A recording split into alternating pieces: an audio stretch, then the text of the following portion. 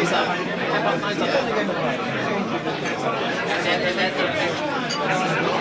everyone can find their seats starting in 1 minute.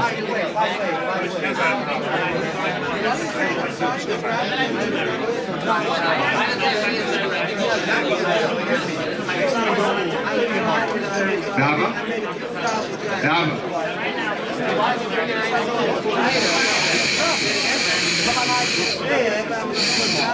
Okay, I really want to start the program to be exactly like we did it on the schedule. There's no reason why we can't do it, so I'm going to start right now. First of all, my name is Ed Rosenberg, or Frank Rosenberg. Thank you. I want to explain a little bit of how this all came to be. I think we all know this is a lot more than just an Amazon conference to get tips and tricks. I think it's a little bit more than that, even though we definitely have that component. The reason why we have this group and how it started is actually, how many people over here are selling on Amazon and we're not, for more than 3 years, and we're never suspended? Raise their hands. You can leave right now. Very few of us, and when I got suspended, it was actually around May time, and I felt paralyzed, just like I'm sure it's happened to many of you.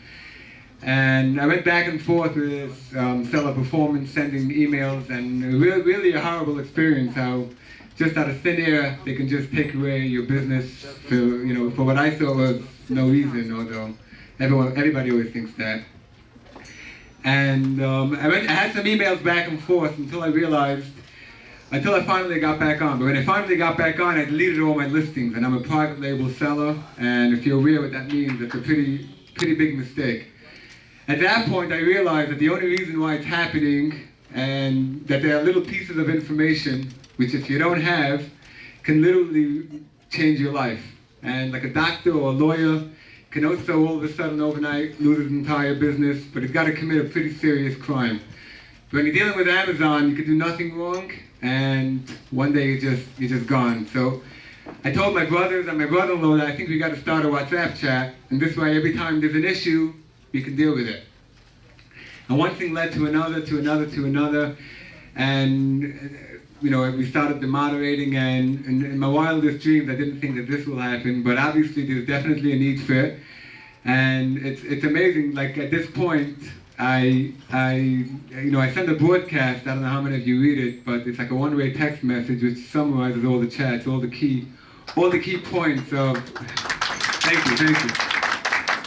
So at one point I was saying that if somebody has a problem, you should wait until his problem is solved, then wait a few minutes and then start something new. If a guy's spilling his heart, don't just mix in and break the flow of the conversation. And then I was thinking that I didn't say if you fix the problem, I said when you fix the problem. So you see that when you work as a group, which we're all doing, and the group is way beyond there. You're dealing with Miami, London, Israel, Baltimore. It's amazing how we're all dealing with the same issues. And when you deal with a group, it's not if the problem is going to be solved, it's when the problem is going to be solved. And I was thinking that maybe we can take this concept and maybe we can bring it to other industries, or if anybody has an idea. You see, as a group, you can solve every problem. At least it's true with Amazon, and my feeling is that we can solve it with other things. So everybody, great work, and hopefully, I think there's definitely a need for this, and I hope we continue doing this for many years. Thank you. I just want to answer, I know we have 3 great professional speakers, and I thank them all for coming. They were all behind me from the beginning.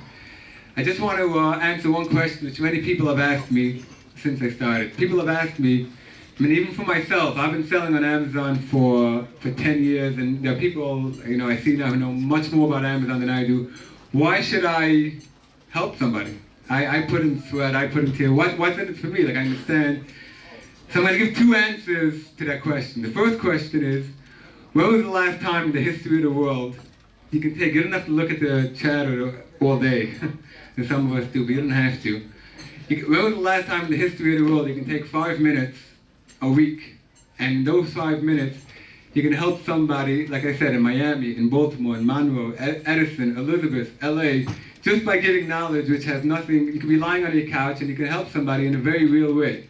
You're not helping somebody in chizik, which is also maybe has its, you're helping somebody in a very real way. So that's why I think that's the first answer to the question of why I feel that, even though you're such a genius, of why I feel it's necessary that you have a platform now where you're helping not one or two people by getting them motivated, you're helping them in a very hands-on way. So that's the first answer. The second answer to the question, I'm going to say a story. I have a very good friend, his name is Chaim Silva, Lobos. He's a philanthropist in Flatbush. He's a great, great guy. He's a very wealthy guy. He told me once a story that his sister passed away, and he was in Israel.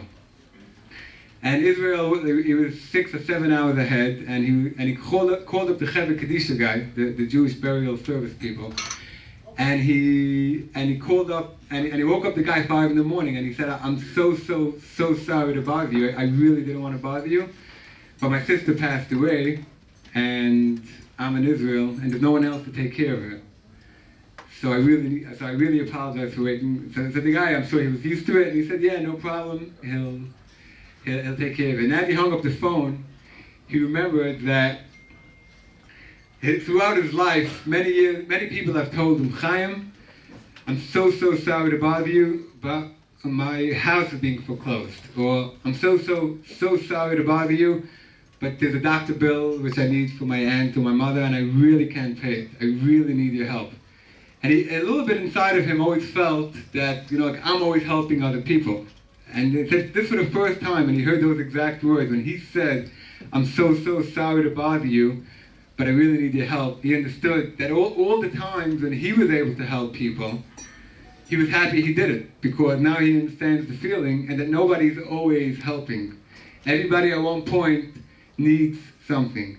So that answers the second question, if you think you're so smart. And I'll tell you one specific story what happened with this group. A few weeks ago, I was having the same problem. There was an issue with the tracking numbers not being updated. And Amazon is extremely strict, where if you submit tracking and then it doesn't get scanned, so Amazon is extremely strict. They say that you printed out a label and you didn't actually ship it. So this guy kept leaving me voicemails. The Hasidic guy, obviously he knew very little about Amazon. He barely knew English. And he kept saying, Eddie, what's Kemetin, my metrics, what's going to be? So I said, I'll tell you the truth, I have the same problem, and I think it's something in the Borough Park area, everybody's having the same problem. So for a week he was talking with somebody in the chat, I have no idea who it is, and then finally he got an answer to the question that if you do the scan form, then that takes care of the problem, because at least, takes part, because at least they realized that there was something there. When they scanned the scan form, they at least realized they were there. And the first thing this guy did was, Eddie, zug the oilem as a business in a scan form. So you see that even if you don't, the first second he had something to offer, which is good information, because I myself, to be honest, I started using this now. Even though I knew about it, I never knew how much it really helps. I myself actually started. You see that we created this environment that if you have something to offer, and it's definitely not going to hurt you, there's no reason why you shouldn't help. So that's why I think we should do it, and again, I want to thank everyone for coming.